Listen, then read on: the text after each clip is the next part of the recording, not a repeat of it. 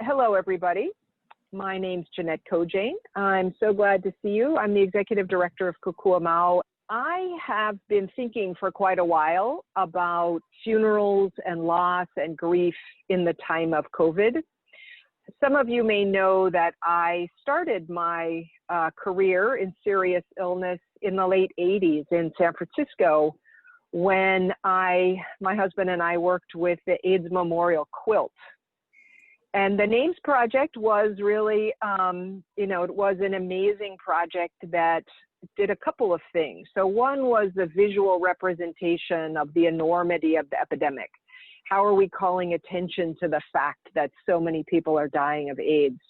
And I will say, we certainly need something like that now with COVID. 170,000 people have died since March in our country.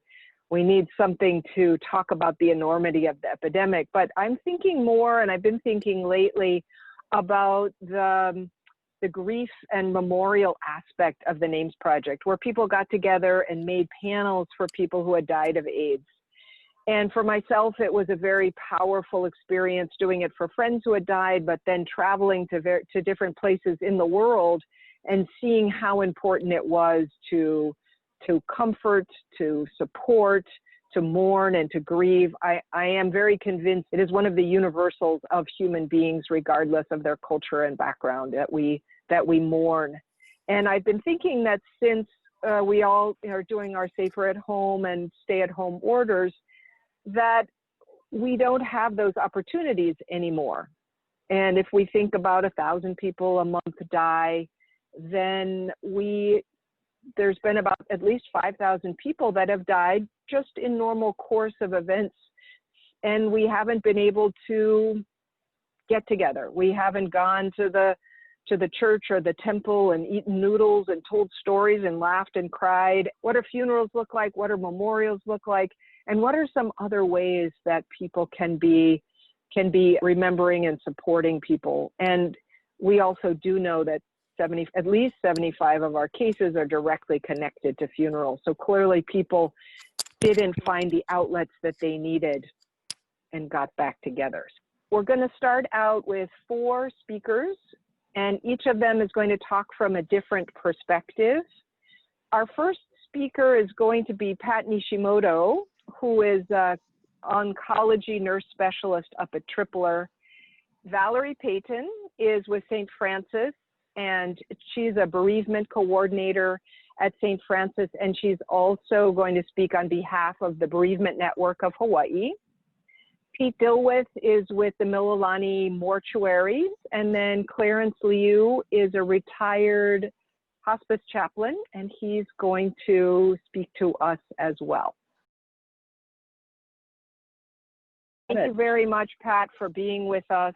I just want to thank everybody for allowing me to share a little bit about our military and what they're going through with military funerals. The U.S. military has many proud traditions that transcend ethnic, religious, and traditional cultural boundaries. If those of you listening aren't associated with the military, you may be unaware of the rich culture of the military and the traditions surrounding death.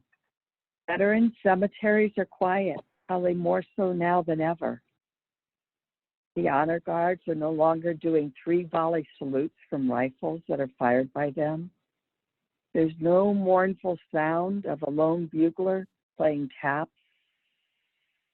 In areas where there's high COVID numbers, there's no committal ceremonies or military funeral honors being done. Why is that a challenge?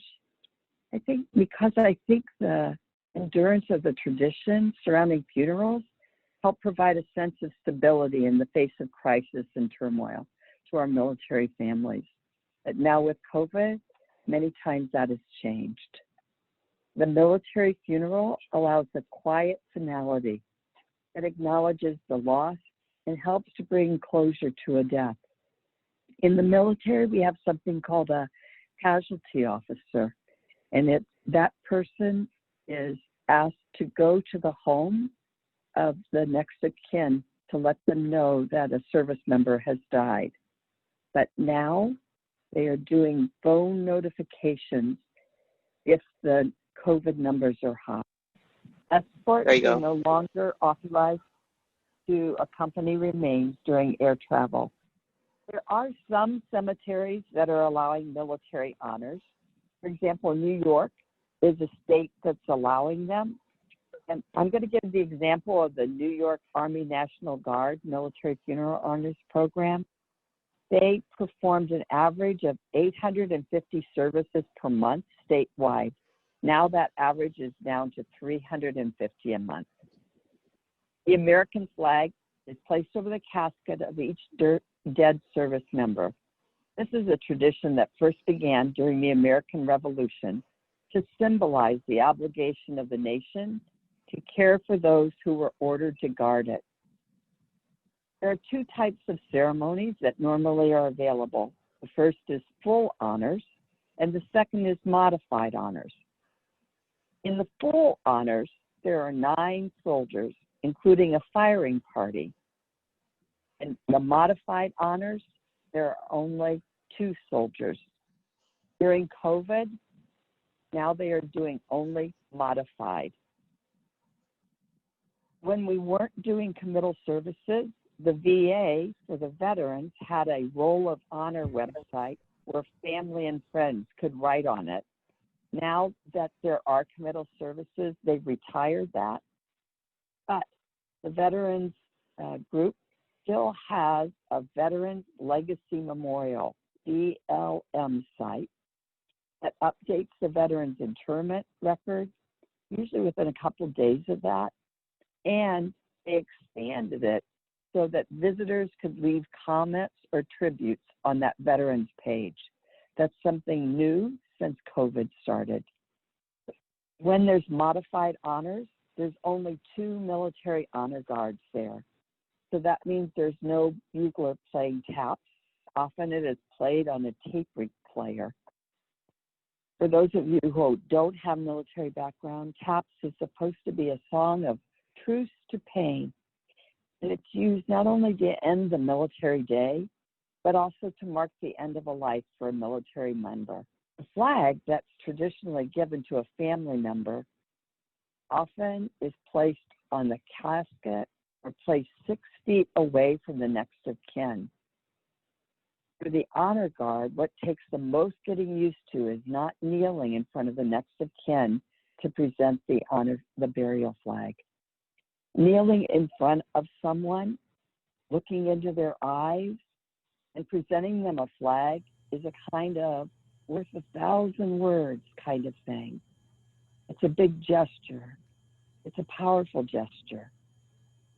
And when they used to be able to give that flag to the person, the words they would say are, on the behalf of the President of the United States and the people of a grateful nation, may I present this flag as a token of appreciation for the honorable and faithful service rendered by your loved one. The other thing that has changed is, for any flower arrangement, it now has to be done by the funeral home or by the family. And they can only do 2 floral arrangements, and they have to be placed after 4:30 of the day that the person was buried or the time after that. But they can't be there at the time of the service. That's something that's changed. Arlington, for a while, was requiring families to remain in the car for the military honors service. This is a picture from that time. They would limit the number of attendees, and they didn't count the cemetery team members, funeral home personnel, and sometimes the military honor providers. Families and funeral home directors would have to contact the local cemetery to get details exactly how many people were allowed to attend. They had to wear a face mask and maintain physical distancing. I want you to pay attention to the men behind that car. This is close up. You know, in the culture of the military, it's not just the immediate family, but also the buddies who were with them during service. who can experience intense grief. The rituals help heal those comrades to cope with their losses. In this picture, these are men who used to be in an honor guard with the man who had died, and they were doing an act of defiance. They were armed with their face coverings, and 8 of his VFW buddies came early, and they stood across the street so they could watch and pay honor to their fellow member. I think that as COVID hopefully we flatten the curve, that we will be able to do military honors again and maybe get to go back to full honors. It's a difficult time for all of us. I think that the military service can really provide a lot of support to family members. And I thank you for allowing me to speak to you today about the military. If there's any questions.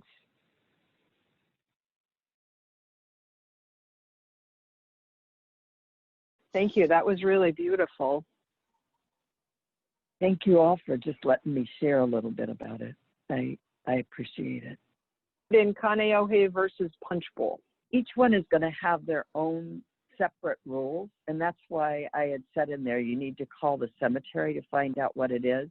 But I know earlier last month they were both following the same rules. It was modified honors and only 2 flower arrangements allowed. Everybody is thanking you, Pat, for sharing this with us. So thank you very much. Thank you. The next presenter is Valerie Payton. Valerie is a bereavement coordinator for St. Francis, and she's going to speak today about some of the resources that are available from the Bereavement Network, as well as some other things. Nice to see you all, and nice to see some of you I haven't seen in a very long time. So it was mentioned from our little survey today that at least 55% of us have experienced the death of a loved one and couldn't attend a traditional funeral during the pandemic.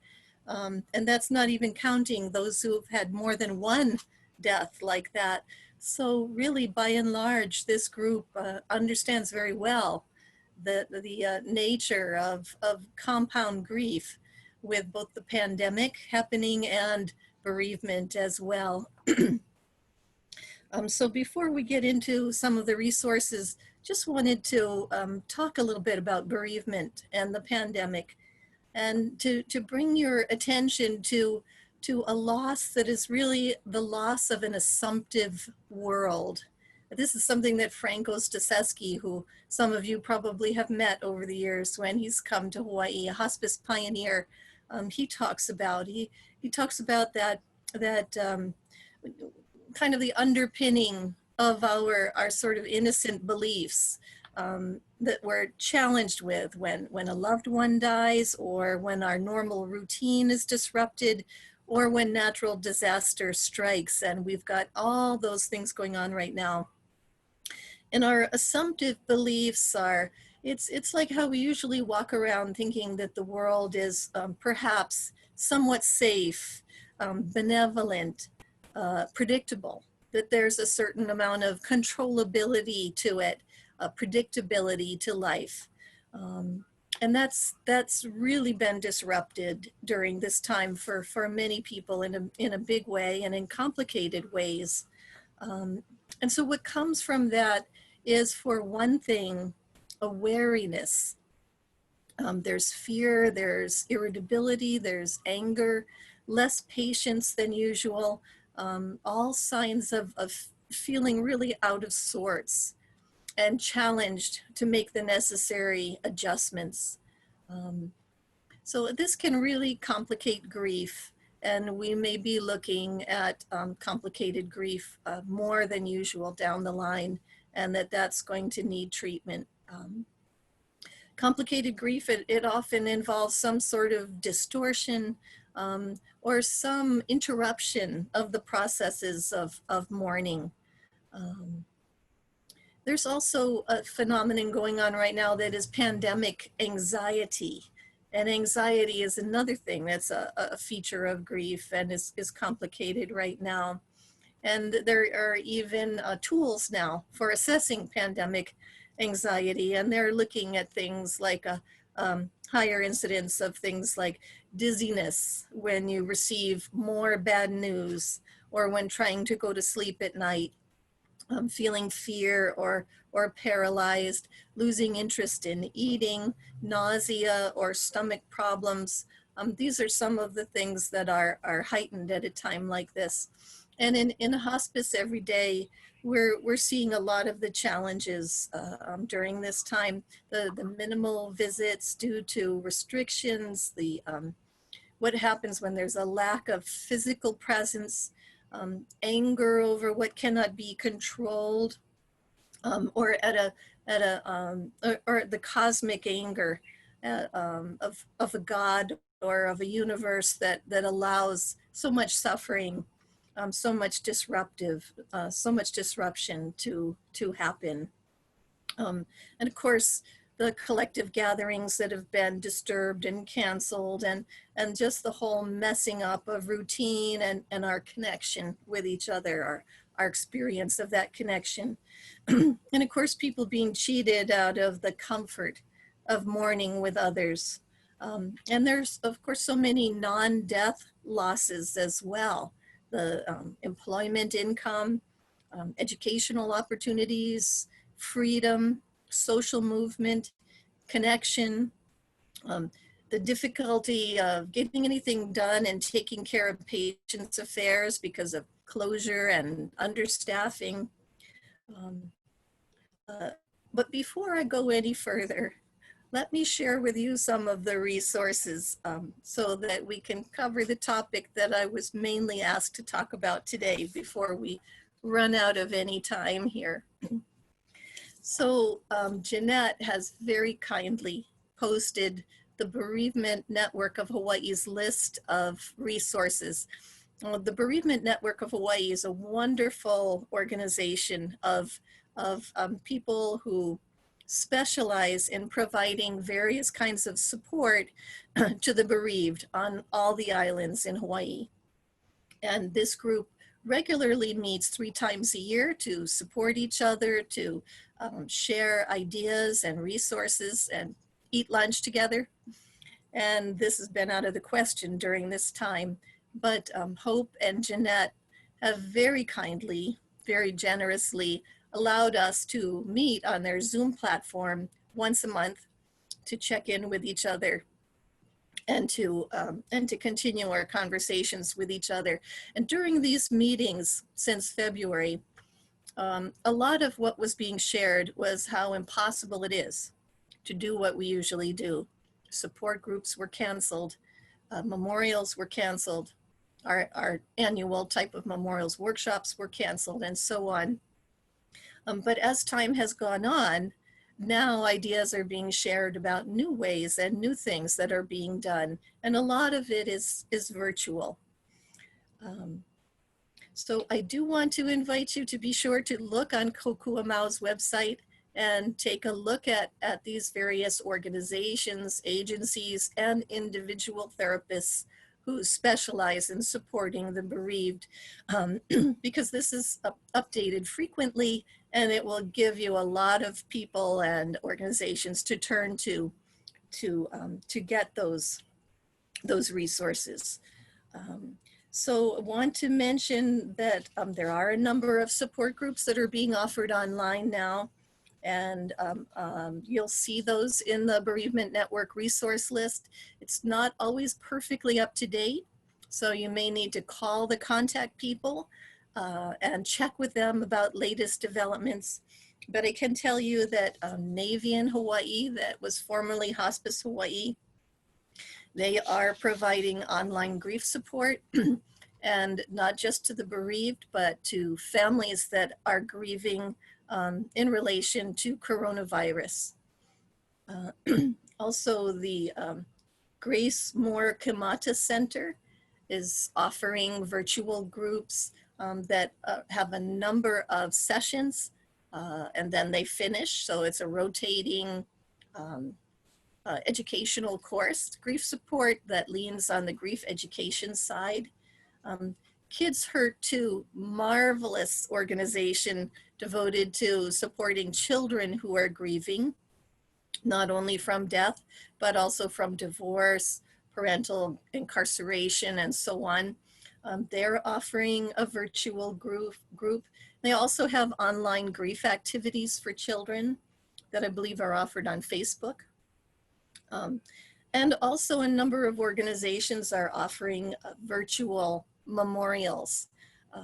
Navian, Hawaii is working on one of those, and grief workshops are being planned. You can talk to Legacy of Life about Hope for the Holidays, a virtual workshop coming up. Alan Gamble from the Mitsuoki Foundation, he's going to be showing the wonderful video about Mitsuoki's life. Mitsuoki, another great pioneer who brought the whole study of death and dying in a big way to the Hawaiian Islands many years ago. And he's going to be showing that on the Elizabeth Kubler-Ross website. They're celebrating their 50th anniversary of putting out Elizabeth Kubler-Ross's publications. And so it's for that occasion that they're going to be showing this movie. Sorry, just a moment. Yes, and in addition to what we offer here on the islands, there are also a number of online resources that are available. David Kessler is a wonderful author, lecturer, and grief counselor in the area of bereavement. He can be found at grief.com. He has the Tender Hearts. It's a community of courageous grievers. There's a waiting list to get into it, but they have a wonderful support group and also many other resources available there.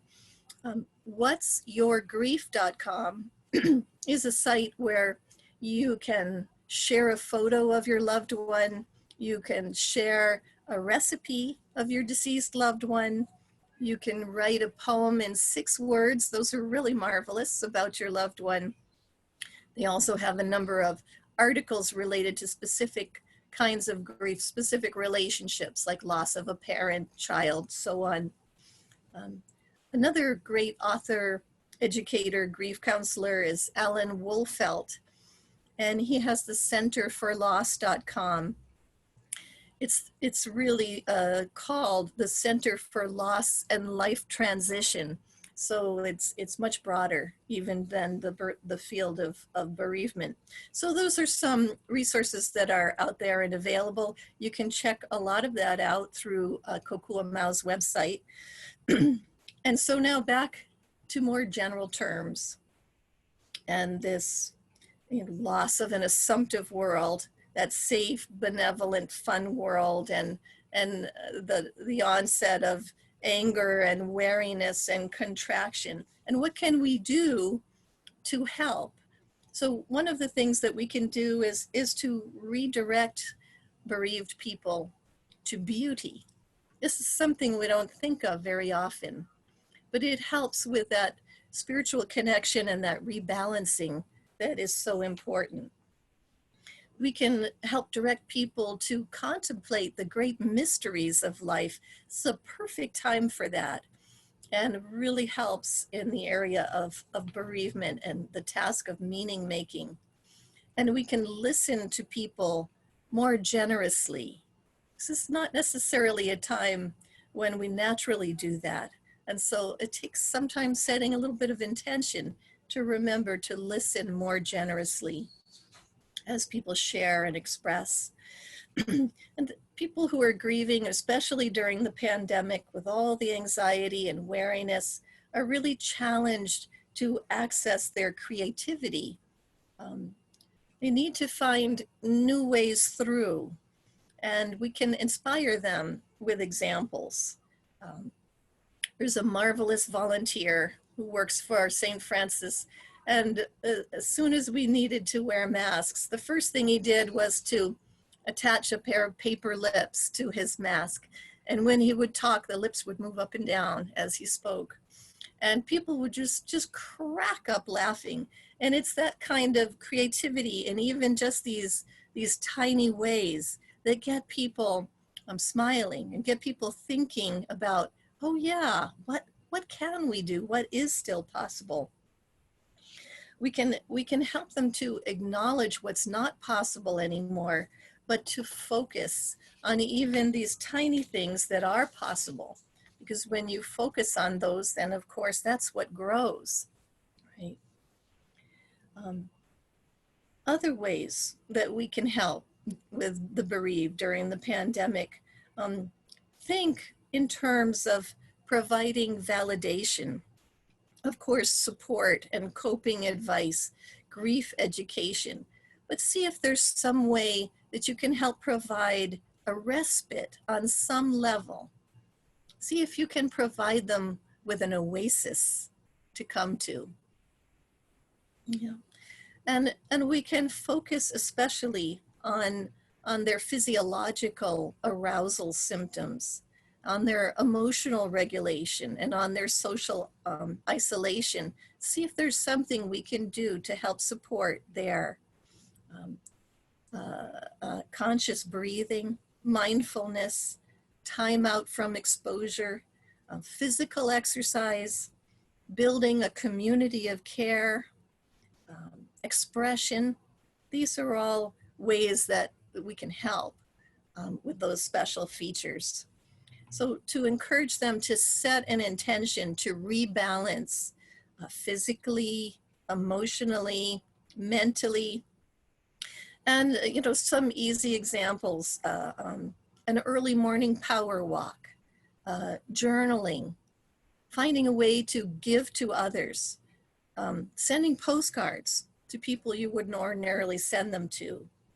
Set an intention to limit harsh influences, not too much news, not too much intense TV viewing, not too much complaining about the pandemic. Set an intention to increase the positive influences when you find yourself complaining again about the pandemic. You can try in that moment, just stop and try sending out compassion to all the people who are suffering because of the pandemic and see how that changes. Nothing is lost. Absolutely nothing is lost in that moment, but so much is gained. So this is the kind of challenge that we're faced with in a time of such widespread change. Can we step out of our history and into the mystery? I forget who it was who said that, but I think that's what I'm holding on to during this time, especially as I'm talking to the bereaved. Can we step out of our history and into the mystery? So when we're working with the bereaved, William Worden tells us there are tasks that must be done. We have to accept the reality of the loss. We have to express the pain of the loss. We have to adjust to the new environment without the physical presence of our loved one. We have to reinvest in a new reality. How do you reinvest in a new reality during a time like this? These are difficult tasks to accomplish during this time. Strobe and Shuddy emphasize that balance between the loss-oriented and restoration-oriented processes of grief. How much are we looking to the past? How much are we looking to the future? Are we only looking back or are we only looking forward? Niemeyer talks about the task of meaning making, how important that is. Lou Legrand, wonderful thanatologist, he suggests looking at helping the bereaved by asking them these 4 questions. What do I want? What do I do now? What is my mission, my goal, my purpose in life? And what symbolic expression or action is needed in order to accept the truth of the changes that are happening? So we can think in terms of honoring our loved one, of making changes, sharing, meaning, resilience, ritual, strength. We can encourage conversations, shift between expression and reflection. We can connect with others, celebrate the high points of our relationship with our loved one, acknowledge the low points, keep our loved one's stories alive, explore our strengths and successes over adversity, slow down into the present moment, symbolically honor our loved one as well as our own changes that we're going through, and explore what has significance to us now. As grievers, we can do these things, and these are things we can encourage the bereaved to do. So some of the creative ideas that have been suggested in helping people to honor their loved ones and to cope during a time when we can't have conventional memorials so much. Send a message to the family and friends, asking them to add something about the patient, pass it along to others, or return it to you and compile them. Or start a crossword with words describing the deceased and pass that along. Take words from the usual mourning ritual and illuminate them by either writing them in your own hand or putting them in a nice font or coloring them and circulating that so that the family can connect with the ritual words, but do it in a visual way. Circulate a recording of the music or a recording of the scripture that's usually used in the observance. Create a bulletin board where people can post something to the deceased, and many mortuaries may provide a forum for this. Send flowers. Instead of to the service, flowers can be sent to the people who would have gone to the service. And think about staff during a pandemic. Staff in the healthcare field, and I know many of you are in this field, recognize that all the griefs we've been talking about are experienced by the staff as well as by the patients and their families. So you can have them tell their stories about how they usually do things, how they're adjusting at home, at work. Keep it light, and know and accept that compartmentalizing feelings is not all bad. It's not all good either. But it is typical for RNs and probably other healthcare workers too, to deal with patient deaths at work and balance that with work demands by going back and forth between experiencing their feelings and distancing from their feelings in order to get the job done. And this is normal and doesn't need to be interrupted by interventions. Ask them, how are you doing? How are you taking care of yourself? What seems important to you now? You can make a bulletin board at work and have them post different things at different times, like, what are you grateful for today? And above all, listen to them and acknowledge them. Don't just tell them what they're doing wrong, right? But during this time especially, make sure you acknowledge them for the wonderful things they are doing, not just by saying frontline healthcare workers are great because they're working, right? But something more specific than that. And lastly, just wanted to mention the importance of self-care. And this is important for each and every one of us. It's also extremely important for the bereaved.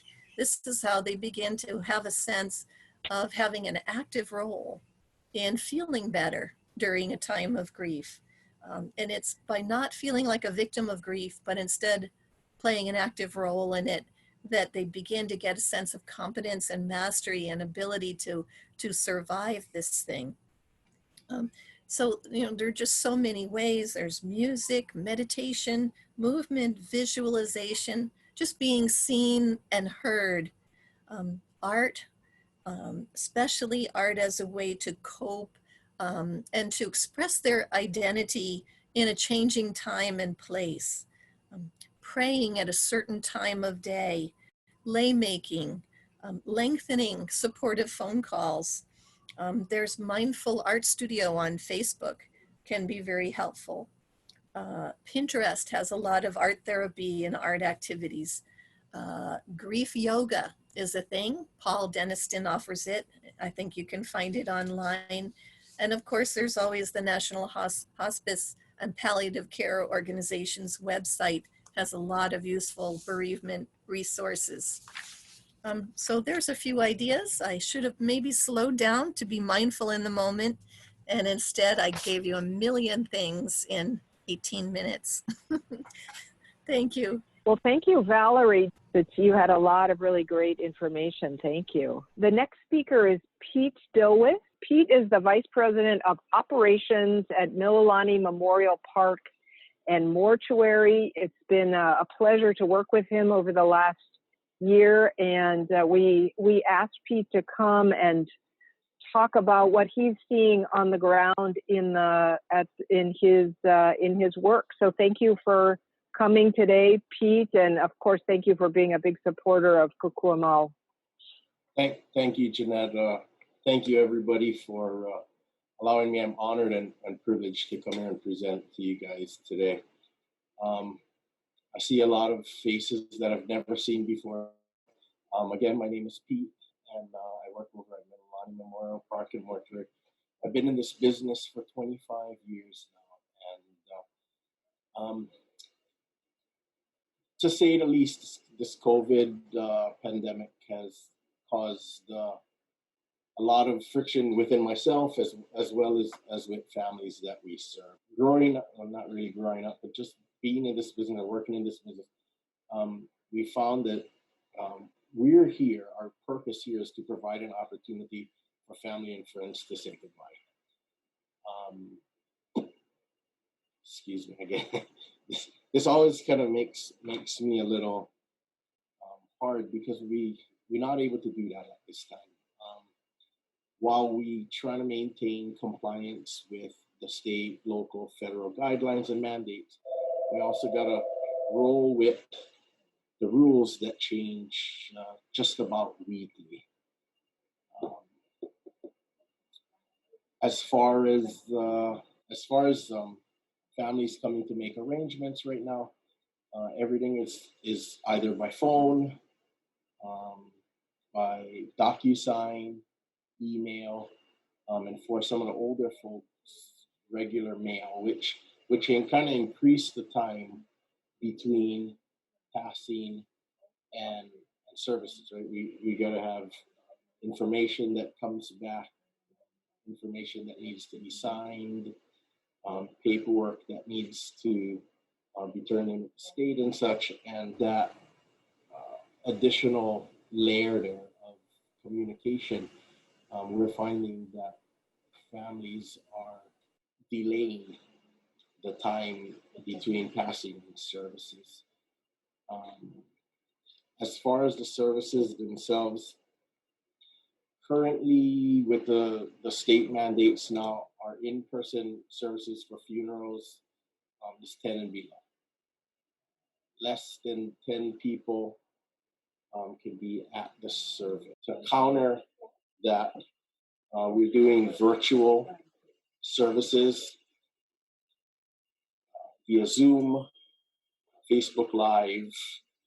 Sometimes families will Skype or even just FaceTime in with family members. And they're unfortunately usually sitting right outside of our chapel. They're sitting out there in their cars. When we get up to the burial, same thing, only 10 people allowed in one group. So we may have a burial area and cars parked all around the cemetery watching from within their cars. The burial take place.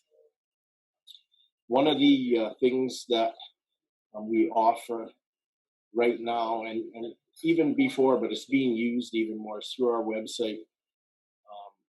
Everybody that doesn't request not to have one, everybody gets like a obituary website. And it's, if you get a chance, check out milolanimemorial.com. And on that website, there's a tribute wall where families can leave photos and videos. Friends can also leave photos and videos. We can get messages to the family. I've had long lost or children that wasn't aware of by the rest of the family write in and say, "Hey, that was my dad. Can somebody contact me?" Or that was my mom. They can also do floral offerings, which can be sent to services and show the family that, while they cannot be there in person because of the rules, they're still thinking about them. They're still there with the family in spirit. Yeah. There's also a memorial tree option that they can purchase, and a tree is planted in memory of the deceased, and the family gets a certificate and saying, this person purchased a tree for the deceased, and we've been getting quite a few of those. The hardest part is again for us is not allowing everybody this opportunity to say goodbye. And here in Hawaii, with the size of our families, families is big here in Hawaii, and you get multi-generational, 3-generation homes where you may have more than 10 people, and not being able to come to the services, or having the family say, "Oh, just 10 people and those people got to stay out," may cause a rift there, additional grief.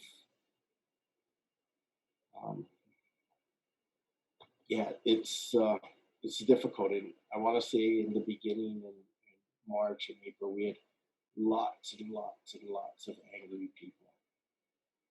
They were angry, mostly at us, for following the rules. And now they're getting a sense of what's necessary and what the requirements is by the state. And so we got less people grumbling, more people waiting and saying, "Hey, I want to postpone my services. The burial can continue as usual, or the cremation, we're going to take the urn home. But I want to postpone those services so my friends and the entire family can come at a later time and remember, right? Remember the deceased." And right now, I want to say I got about 170 families at last count. About 170 families waiting for their services once this COVID pandemic thing either fizzles or we find out like, all right, we're good, or whatever the case may be. So right now we got about 170 families waiting. Hey, for clarification, Yes. You're saying 170 are waiting for the services, but they're Yes. allowing for the burial or the cremation already. Right. So between March and now, if we were to not do the burials or not do the cremations and hold the remains until the services could happen, we would be underwater right now. And so what we've been doing is we let the families know we can still do the 10, they can still do the Facebook Live, or they can still do the Zoom for the burial, and then come back and have services later. So they can come up to our facilities here, use our chapel, and then go out to the burial even after, and doing final blessing or what have you, depending on the religion or lack thereof. So that's about 170.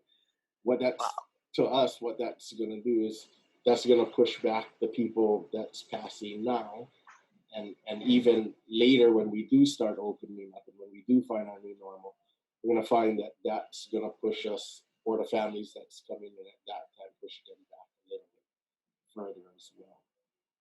Speaking with my mortuary director, we're thinking it's probably going to take somewhere between 8 and 12 months to get that 170 people through. So I had a couple of questions that were shot out to me from Sure. email. One was, how long are you able to preserve a body in order to show later? Sure. And is that feasible, and what kind of costs are those? Very, very. So prior to taking this this position, I've been a licensed embalmer in the state of Hawaii since 2000, and so I'm very involved with my care center staff, and what we do here, because of this, especially, is like long-term embalming. It doesn't cost any more, takes us a little more work, but we have been able to hold remains 3 months. The longest one I've ever done was 13 months, but that was because, there was an issue with finding family, and they were able to locate them eventually, but we had an open casket service and viewing. Wow. So yeah, once the embalming is done, well,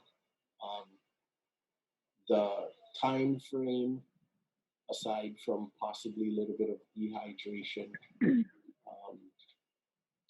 could be quite extensive, actually. Another And are question that was, people doing that? Sorry, are people doing that? Do they want to embalm and then wait? Or are people also just going to bury right away? You know,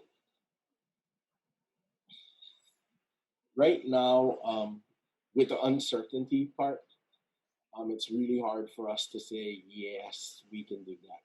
And so we're kind of steering people out of that mind frame of, oh, can you just hold grandma until COVID's done? Now, if somebody said, hey, COVID's done October 1st and we're going back to what we used to do, by all means. But right now, with the way things are looking, we do meetings every week where we get together and we just talk about the situation, what's going on the outside, what's going on the inside of our company. And we're feeling it maybe past the end of this year, at least. And so, what if it went to the end of 2021? You know what I mean? I would not be in a good place if I said, yeah, we can hold grandma till COVID's done. And we're coming to, a year and a half from now before, who knows when that time is going to be. so another question was, are the COVID positive deceased individuals handled differently post-mortem? Are they stored differently? Are they cared for differently? Are you guys even notified that that's what they've passed from? Those are extremely good questions. We have been consulting with, like the usual people we get our loved ones into our care from hospitals and such. And usually with the bigger facilities, they are more than forthcoming with, hey, I don't think they can give an actual diagnosis, but hey, you may want to consider using extra precautions or something. Sometimes on the outside of the container that they're released to us in, there may be some markings or red tape or something to notify my transporting people that, hey, this is something that we may need to take a look at. Now, occasionally when we get somebody from one of the little care homes, and we've had quite a few now, probably about 20 to 25 COVID patients came through our facility.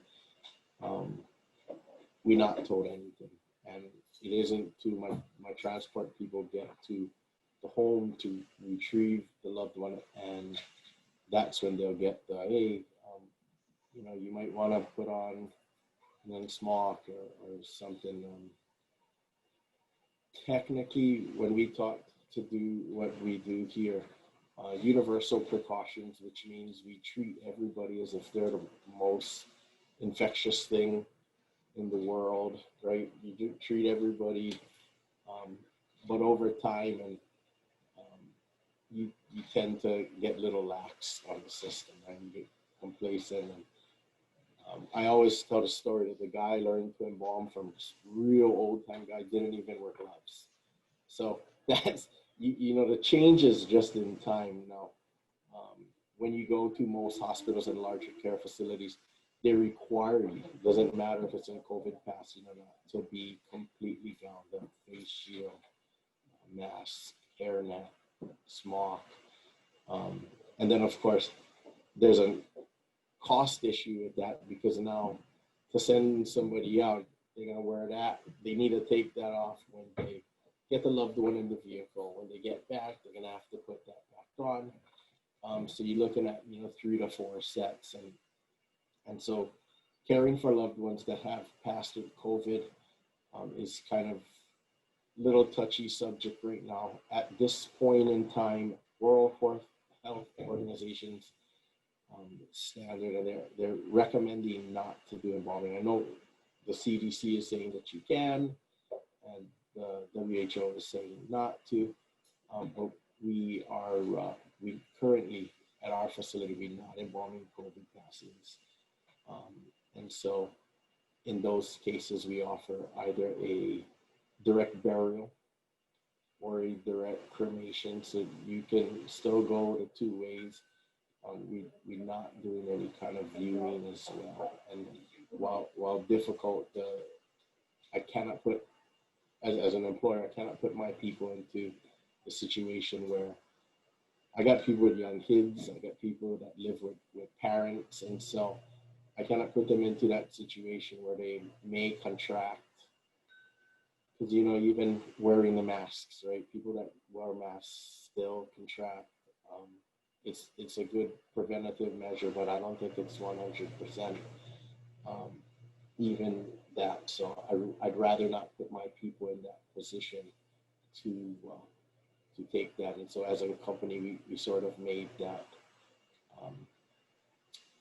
that guideline for ourselves. The first, I want to say, dozen COVID cases that did come into our facility, we have special, not the nice word.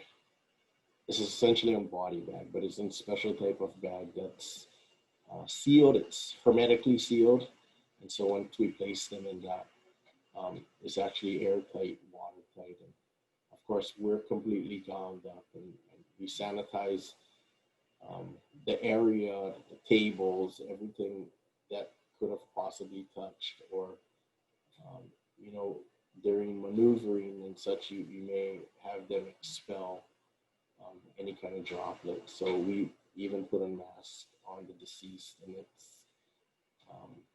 it's just about taking that next step. Well, thank you very much, Pete. I don't know if there's any specific questions. You've certainly, you know, there's so many details that you deal with out there, but we appreciate you know, I heard you talking the other day, the heartbreak, and certainly how much consideration you have for people and how difficult it is for so many families and people right now. And, you know, I'm very glad you're keeping your staff safe. I think that's really important. So it's really hard, Jeannette, for them to say goodbye without saying goodbye. So that's also one of the reasons today we're talking about different ways we can be supporting each other and helping to make it easier. I think it's easier if the healthcare folks can hear what it is that you're dealing with. Again, thank you so much, Pete, for sharing their insights and your hands-on experiences. So the next, our next and final speaker is Clarence Liu. Clarence is one of the fabulous people that I've gotten to know through Kokua Mau. I asked how I should introduce him, and he said, "Oh, just, you know, local boy and retired chaplain with Navian." So I reached out. A number of people said, "Oh, let's reach out to Clarence." So Clarence is going to share some stories of people that he's encountered, and anything else he wants to share. So Clarence, I want you to know that Valerie Payton did a much better job than me, so I won't have to take as long. And I really want to thank Valerie for her thorough, I feel, exploration of the resources. She really did a good job.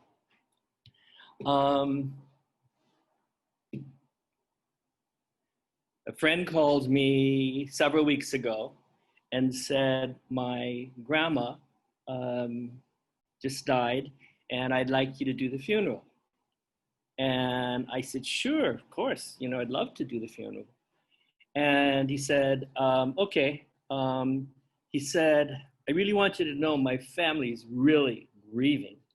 And I said, oh, I can understand, And so he told me the story that the grandmother died and they weren't sure whether she had coronavirus, but they kept it, they weren't sure, so they kept the family away. It was a large Portuguese family, lots of kids. And they said it was hellish not to be able to be with grandma. And they also said, we imagined how hard it was for her that we couldn't be there. And I was just, I've heard about this before, but I just didn't think what that would be like. And so, I tried to comfort him and we talked a little more. And then he said, oh, and by the way, this was a little while ago. He said, only 10 people can go to the funeral. And I said, really? And he said, yeah, so like double trauma in terms of the kids and big family. And now they had to choose who was going to be there. And so in a little while, I'll tell you what happened, but I just want you to know that this sort of started me off in this experience of what is happening in Hawaii, and just reflecting with you. I wanted to just be kind of like a personal reflection and to share with you some of the things that I've come to. And like I said, the resources that I was thinking of, Valerie did a wonderful job, so that's great. So I'm just gonna do my reflection.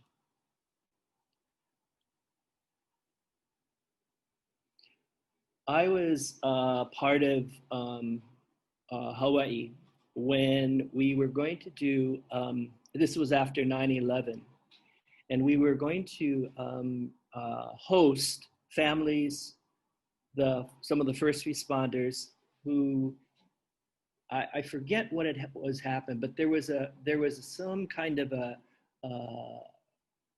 group that gave families a trip to Hawaii and to come here at the time. Right after. And oh, wow, that was really, really powerful. And I got to meet the families and hear, what that was like for them. And I also reflected about some of the things that I heard. And this is the core thing that I want to tell you. Disasters like this and times like the coronavirus really make me aware of how deeply we are a social animal. We are created to be with. And so let me tell you the things that I learned at the the 9/11. There were a group of churches that I was involved with, and one of the churches, this is from New York now, one of the churches, Jewish, and they did this beautiful, beautiful job. They created a chant. And I don't know how many of you remember this, but there were a lot of recordings of people who called their loved ones as they were dying. In the buildings, in the planes. And this Jewish church chanted these holy final words that people exchanged before one of them died. The power of, I'll never forget.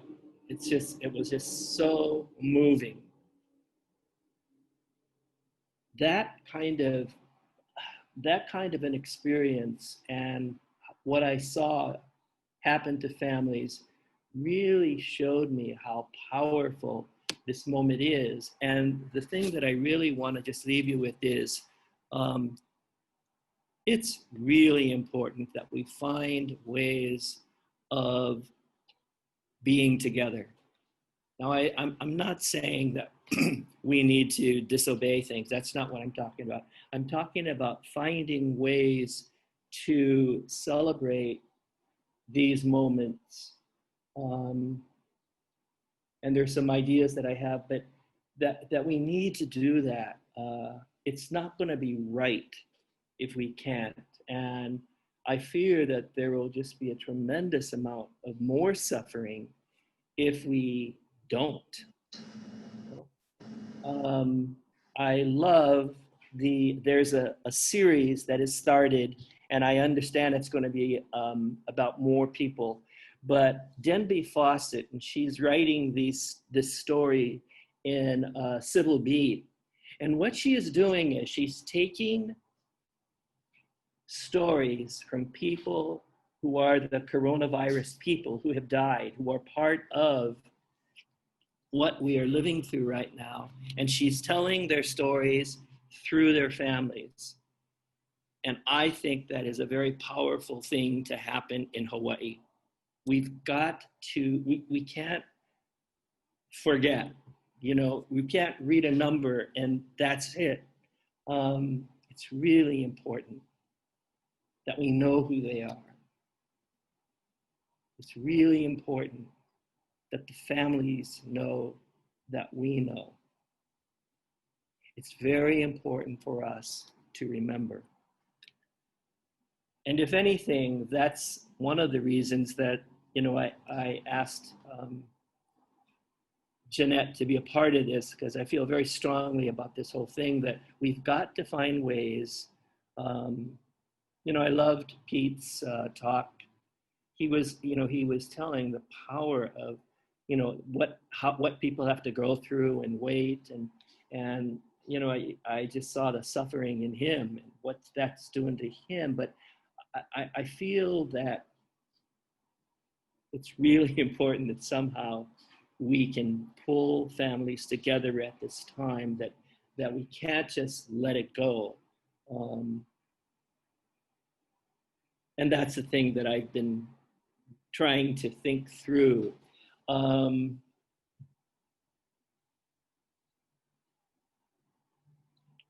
first thing that I want to say is how important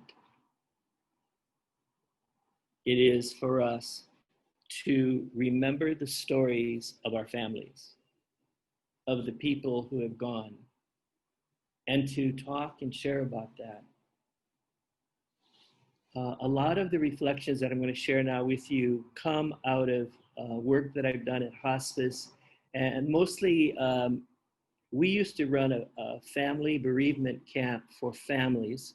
We'd do a weekend with families. It was a really, really tremendous responsibility to be able to take families away and spend our time with the families. We normally were close to a beach, we camped out, and we spent a lot of time working and talking story with the children and their parents.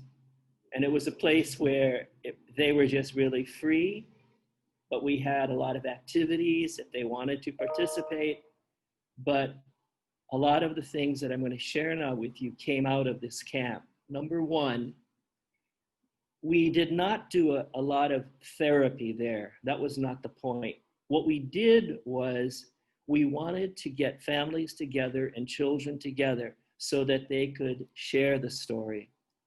And a part of the weekend was every camp we did always had, it was like a table with the pictures of the people there. And a lot of times there was an album or happy times of the family. And then all of the artwork that we did a lot of painting and cutting up paper and making family kinds of things, parents and children together. And then we would put all of that on the table, and it just sort of evolved as we did this. It became like a shrine. It was a shrine of all of the people, their loved ones, the stories that they told, and shared with each other. And there was this beautiful, beautiful feeling of hearing them tell the stories of Dad, tell the stories of Grandma. And while it wasn't therapy as such, it was very therapeutic. And that's what I'm saying. When we can get a family together, it may not be bigger than who our immediate family is, but that there might be ways of joining the families. We are going to, I'm giving an example of how we can use some of the tools that we could say, we want to have, and most time, local style, it's the food, right? We're gonna have a dinner for Grandma.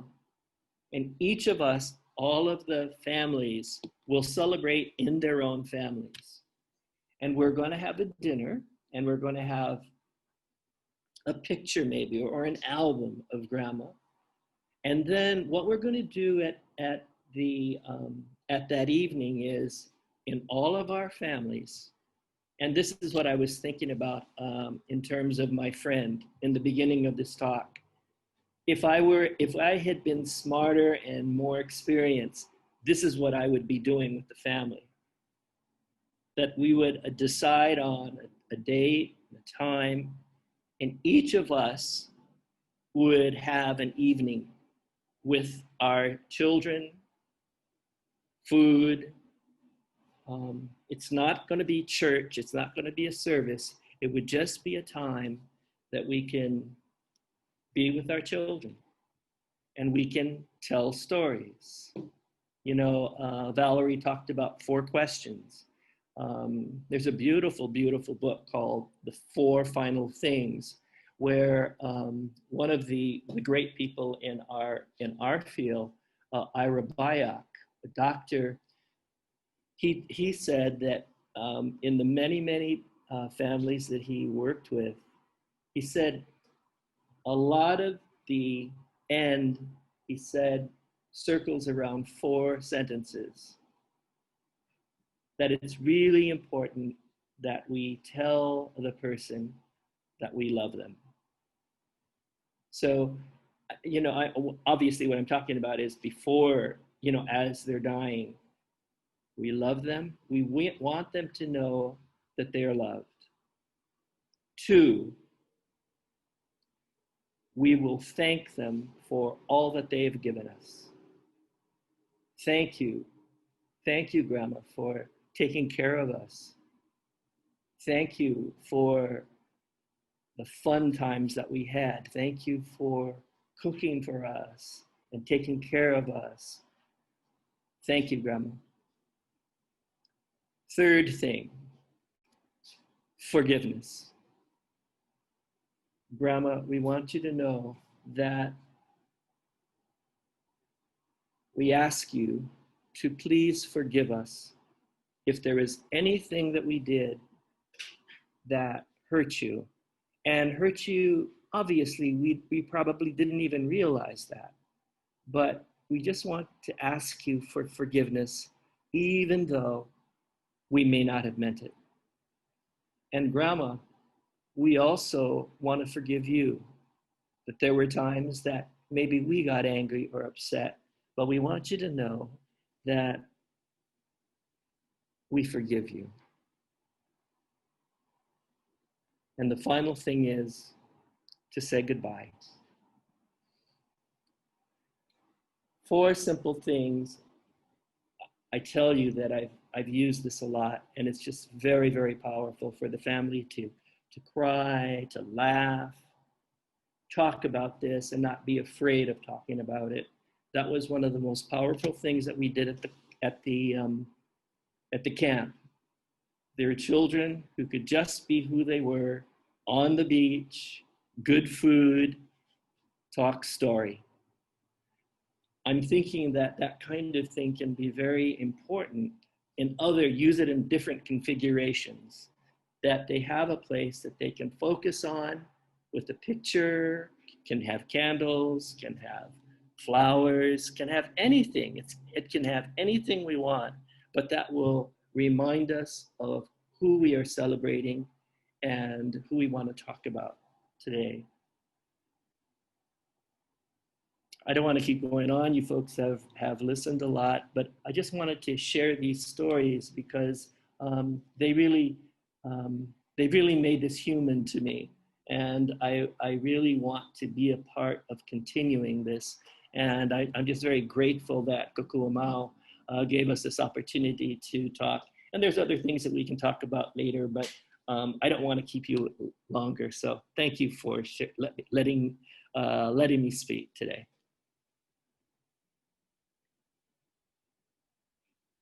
Well, thank you very much. Thank you very much, Clarence. And thank you to Pete, thank you to Valerie, and thank you to Pat. That was really very wonderful